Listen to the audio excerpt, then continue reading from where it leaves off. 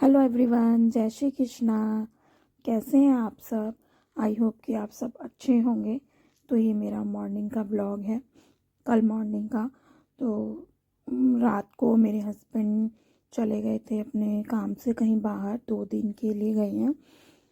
तो उनको कपड़े लेके जाने थे, तो 2 जोड़ी लेके जाने थे, बट उन्होंने रात को सारे कपड़े निकलवा लिए थे। और रात को मैंने तय लगा कर नहीं रखे थे क्योंकि मुझे नींद आ रही थी बहुत तेज़ कल रात को। मेरे हस्बैंड भी रात को 11 बजे के करीब ही गए हैं, वही 10:30-11 बजे के करीब गए हैं। तो काफ़ी मतलब दूर गए हैं वो।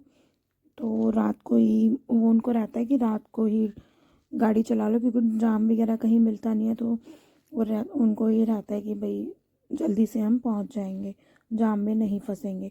और दिल्ली का जाम तो वैसे ही इतना ज़्यादा होता है। तो मॉर्निंग में और आज मेरे बेटे की थी छुट्टी। मॉर्निंग में मेरे बेटे को जाना था ट्यूशन 9 बजे ही। तो मैं इसलिए फटाफट से जल्दी उठ गई थी, और जल्दी से ही मैंने सुबह मॉर्निंग का अपना सारा काम कर लिया था यहाँ पे। सारी मैं अपने घर की साफ़ सफाई कर लूँगी। और बेटे को ट्यूशन जाना था, तो वो यूँ कह रहा था कि मम्मा मैं अभी मॉर्निंग में कुछ खा कर नहीं जाऊँगा। वही होता है, सुबह सुबह खाया नहीं जाता। और छुट्टी थी तो वो थोड़ा सा लेट ही उठा था। तो मैंने उसको दूध देकर मैंने उसको भेज दिया था यहाँ पर। और मैंने फटाफट से अपने घर का काम कर लिया, जल्दी जल्दी से सारे घर की साफ़ सफाई करी मैंने। यहाँ पे फिर ये था कि ये दोनों भी नहीं है, ना हस्बैंड थे और ना ही मेरा बेटा था। तो मैंने मतलब मैं वो 12 बजे तक आना था उसने। तो ये नहीं था कि भाई 9 बजे जाके 10 बजे तक आ जाएगा। तो उसने 12 बजे तक आना था। तो मैंने अपना उनके पीछे से फिर फटाफट से काम भी कर लिया था। 10 बजे तक मैं फ्री हो गई थी, क्योंकि 9 बजे ट्यूशन मेरा बेटा चला गया था जब मैं काम करने लगी थी। तो 10 बजे तक मैं फ्री हो गई थी। और यहाँ पर मैं ले रही हूँ अपनी दवाई, जो मुझे खाली पेट लेनी होती है। तो मैंने ब्रश कर लिया था, ब्रश करने के बाद मैं ये खाली पेट वाली जो दवाई मुझे लेनी है वो ले रही थी, क्योंकि मेरे हाथ में जो प्रॉब्लम है वो अभी तक ठीक नहीं हुई है। और डॉक्टर ने मेरे को MRI बोला है करवाने के लिए, क्योंकि एक्सरे मैं 2-3 बार नहीं, 3 एक्सरे मैं करा चुकी हूँ। लेकिन मुझे बिल्कुल भी एक्सरे में कुछ आ भी नहीं रहा है। तो डॉक्टर को भी नहीं समझ में आ रहा है कि हुआ क्या है, क्योंकि एक्सरे में कुछ उनको समझ नहीं आ रहा है।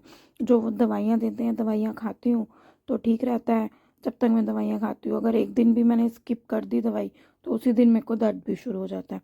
हाथ में पता नहीं क्या प्रॉब्लम हो गई है, क्या नहीं, मतलब क्या लगा है क्या नहीं लगा, मतलब समझ ही नहीं आ रहा मुझे। तो इस वजह से जो दवाइयाँ मुझे लेनी होती है फिर मैं कंटिन्यू ले रही हूँ अभी, क्योंकि बीच में कई बार मैंने छोड़ भी दी थी दवाई। वही होता है ना कि लापरवाही हम भी कर लेते हैं अपने लिए।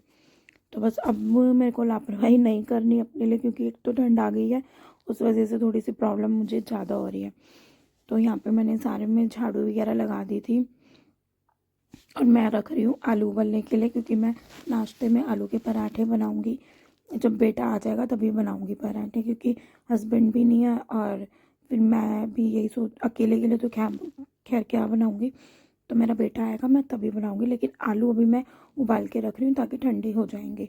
तो ये मिट्टी वाले आलू हैं जिसमें बहुत ज़्यादा मिट्टी आती है ना, तो उनको पहले अच्छे से धोना ही पड़ता है।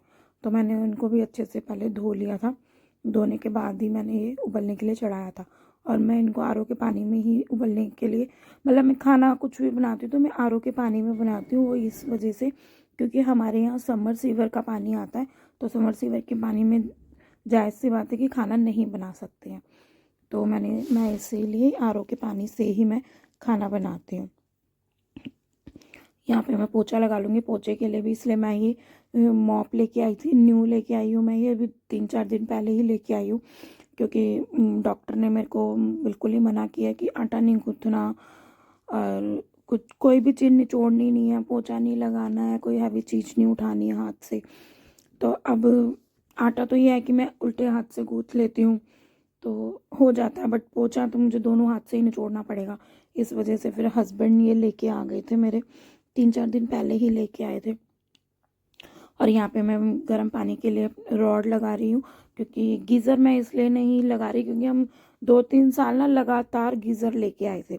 तो वो गीज़र समर सीवर का पानी होता है ना, तो उसकी वजह से ना वो बहुत जल्दी ख़राब हो जाता है। तो पानी उसमें से लीक करने लग जाता है और करंट भी आ जाता है जब लीक करने लगता है। तो इस वजह से फिर मैंने अब इस बार मैंने गीज़र नहीं लगवाया, मैंने हस्बैंड को बोल दिया था इस बार गीज़र नहीं लगवाएंगे, रॉड से ही काम चलाएंगे। रॉड से थोड़ा सा मुझे डर लगता है क्योंकि मैं रॉड नहीं यूज़ करती हूँ। 2-3 केस ऐसे मुझे पता लग गए हैं रॉड से कि भाई करंट लगता है तो काफ़ी प्रॉब्लम हो जाती है, इस वजह से मेरे को रॉड से बड़ा डर लगता है। बट गीज़र भी बार बार ख़राब हो रहा है, 6-7 हज़ार रुपये का आता है और फिर बार बार ख़राब हो जाता है हर साल नया, तो ये देखो ये तो पॉसिबल नहीं है। तो इस वजह से हमने इस बार रॉड का ही यूज़ किया गर्म पानी के लिए। यहाँ पे मैंने सारे में मैंने पोछा लगा दिया था और मैं जा रही हूँ नहाने के लिए। मेरा 9:45 मतलब 10 बजे तक मेरा सारा डस्टिंग वगैरह झाड़ू पोछा हो गया था क्योंकि मैं बेटे के उठने से पहले उठ गई थी, तो काफ़ी काम तो मैंने पहले ही कर लिया था अपना। और यहाँ पे नहा धोकर मैं आ गई थी और आज सर धोना था मुझे, तो जिस दिन मैं सर धोती हूँ ना उस दिन मैं बाथरूम की सफाई भी ज़रूर करती हूँ, और दूसरे तीसरे दिन मैं सर धोती हूँ तो बाथरूम की सफाई भी करती हूँ। जैसे फ्लश साफ़ करनी है या टाइल्स वगैरह साफ़ करनी है, टैप्स वगैरह होते हैं वो साफ़ करने होते हैं, क्योंकि समरसीवर का पानी है ना तो वो नमक सा जो होता है ना उसके अंदर वो जम जाता है। तो इस वजह से मैं क्या होता है कि जिस दिन मेरे को सर धोना होता है ना मैं उस दिन ज़रूर बाथरूम साफ़ करती हूँ फिर। तो यहाँ पर मैं पूजा वगैरह कर लूँगी।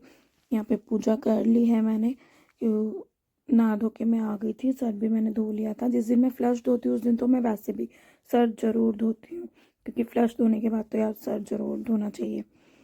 और यहाँ पे मैंने पूजा कर ली है अपनी। तो पूजा करने के बाद बस थोड़ी देर बाद मेरा बेटा भी मतलब आ गया था और मैंने अभी बाल भी नहीं सुखाए हैं अपने, अभी भी टॉवल ही बंधा हुआ है।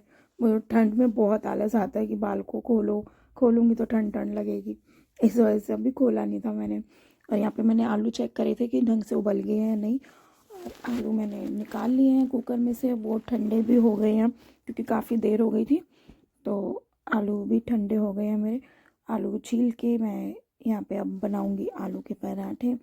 तो आटा भी मैं उल्टे हाथ से ही लगाऊंगी क्योंकि सीधे हाथ से नहीं पॉसिबल है, सीधे हाथ में बहुत दर्द है मेरे। और यहाँ पे देखो मेरा बेटा मेरे से कैसे शैतानियाँ कर रहा है। वो एक्चुअली मैंने उसको डांट दिया था किसी बात के लिए, तो मैं उससे बोल नहीं रही थी, तो कह रहा था मुझसे क्यों नहीं बोल रहे, बोलो मुझसे बोलो, और मैं नहीं बोल रही थी उससे। कह रहा नहीं मुझसे बोलना पड़ेगा, तो बस रसोई में आ गया था। कह रहा चलो मैं चाय में बनाता हूँ, मैंने कहा नहीं मैं अपने आप ही बना लूँगी चाय भी। तो कह रहा नहीं मम्मा मैं बनाता हूँ, तो बस इसलिए मुझे मना रहा था वो, तो गाल पे मेरे काट खा गया था।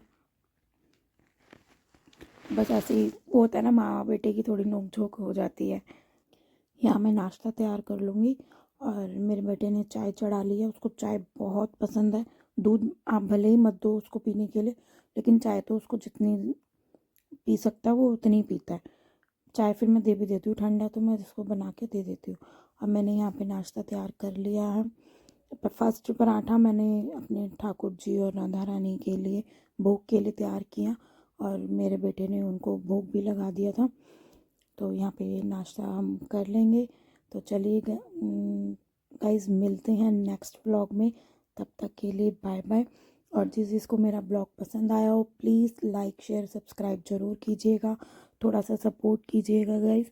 तो चलिए मिलते हैं, और जिसको नाश्ता करना है फटाफट से घर पे आ जाइए। आलू के पराठे उसको बनाकर मैं खिलाऊंगी, बहुत टेस्टी बनते हैं आलू के पराठे। तो चलिए ओके बाय, जय श्री कृष्णा, बाय बाय।